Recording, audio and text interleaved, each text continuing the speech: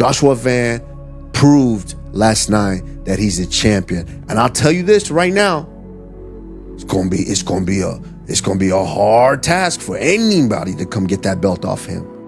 Joshua Van looked sensational, got on the microphone, told Alexandre Pantoja to get your shit together, okay? And said, if you want to run it back, we can do that. And of course, that is the fight that should happen next. But tonight, that belongs to Joshua Van. Man, he looked incredible, stayed really calm, good defense on the ground. Taira couldn't even get any kind of submission attempt really going. Stayed calm, got back to his feet, and with the boxing, man, he was absolutely deadly. We have had a lot of great fights in the flyweight division that will go into the Hall of Fame at some point. The fight tonight is going to be another one of those that does. And you don't get an all-time great fight unless you have a great dance partner, and that was Tatsuro Taira. That first round, Taira fought the perfect round. Second round, he was fighting pretty good again. Van hurts him at the end of the round. Third round, Van almost kills him. He hurts him so many times that you think it's only a matter of time before Taira's out of there. But not only is Taira not out of there, Taira wins the next round somehow.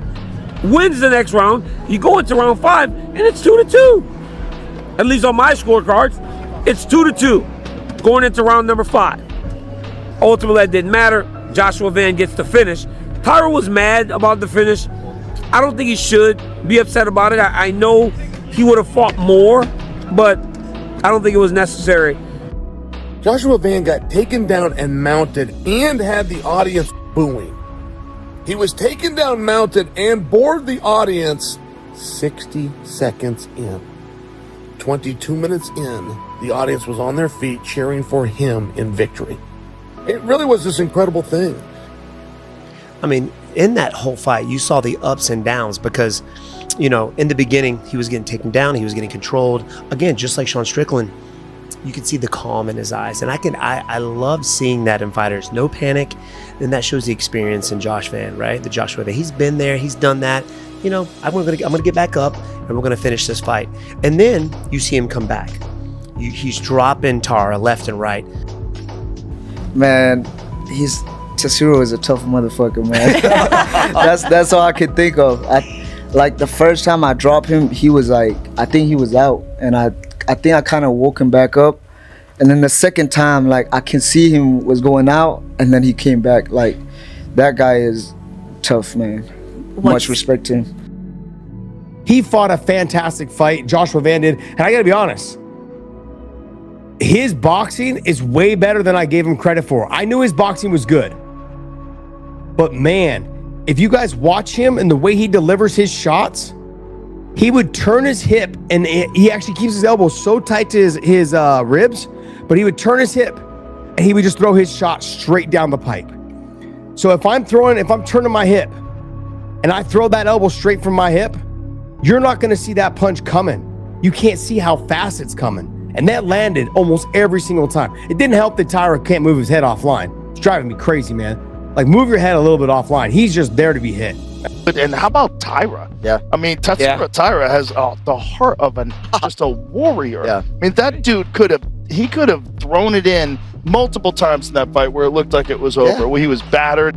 Again, and then, oh my, what's his name? The Tatsuro Taira. Oh my God, dude. Like, that man, way bigger man than me. I'm watching that fight, and I mean, that guy is truly a savage. Like, I remember watching that fight, like, he needs all the bonuses. Like, yeah, so, and how old is he? 26. I mean, he's a kid. You know, his balls hasn't even dropped. So I'm excited to see him hold a belt one day. Taira fought like a lion. Van fought like a lion. It was a seesaw battle. Nobody was giving up. Let me tell you something.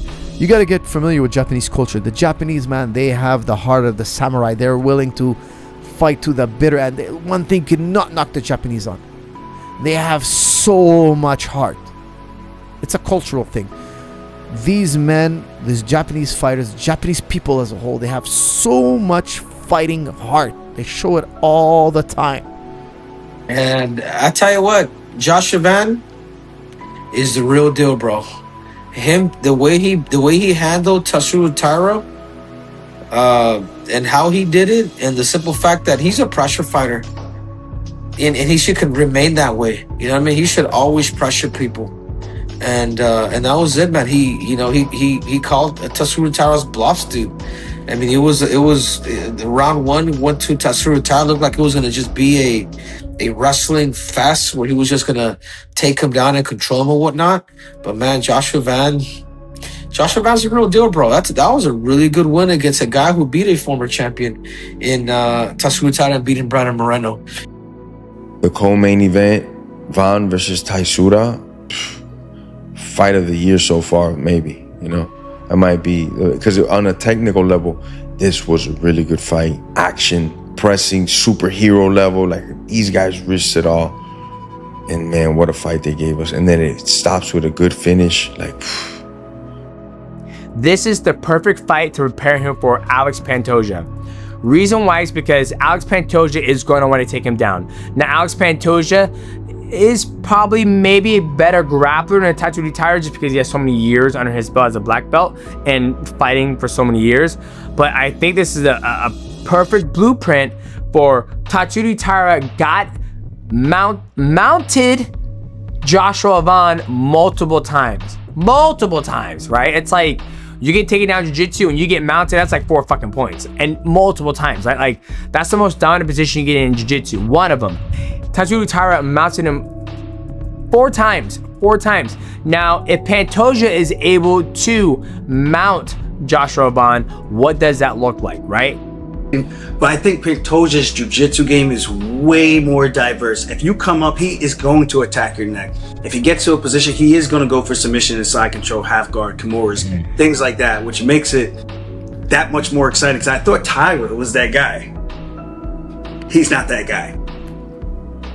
He has time. He's still really young.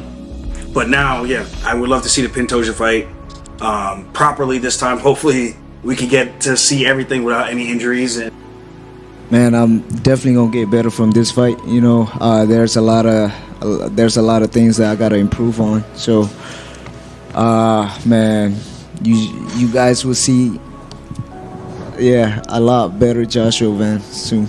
A lot of people, when they win the belt, they just want to go up and things like that. But I want to make history because a lot of people don't know flyweight like that. You know what I mean? Now we're just popping up. So I want to do great thing in flyweight division. Van never gives up on himself. I watched him do that in this very building against Royval about this many months ago.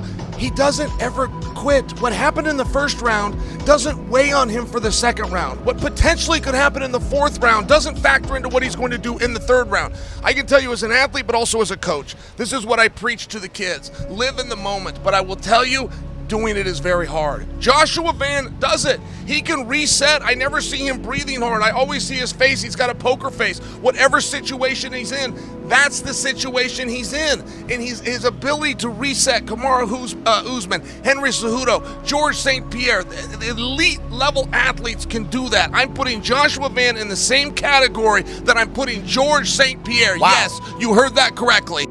Joshua Van's here to stay. He's very young. He's very active. And he's a fucking brawler, dude. He fights so sick. And you're gonna have to be a shot selector with some power to beat him. I'm looking at Kyoji Horiguchi, I'm looking at Manel Cap. But if Van keeps going, he's young, he's hungry, he's made some money now. He's the man, he knows it.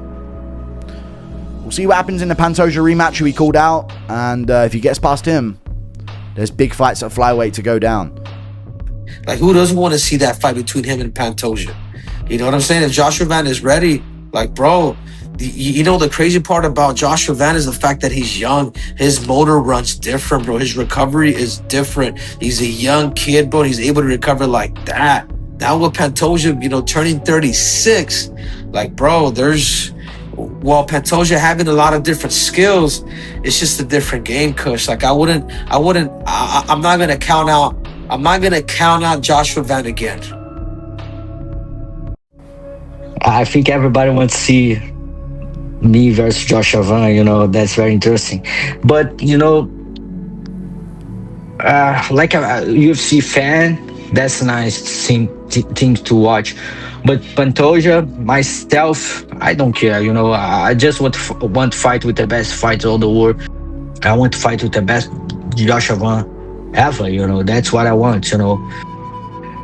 In the first 30 seconds of the fight, I scored him so many times. He tried to grapple with me, you know. And that's what's happened, you know. I think his celebration to all that, you know. But I'm not judge, you know. I'm not judge because that's the dream for everybody, you know. And like I say, in his destiny, have this belt, you know.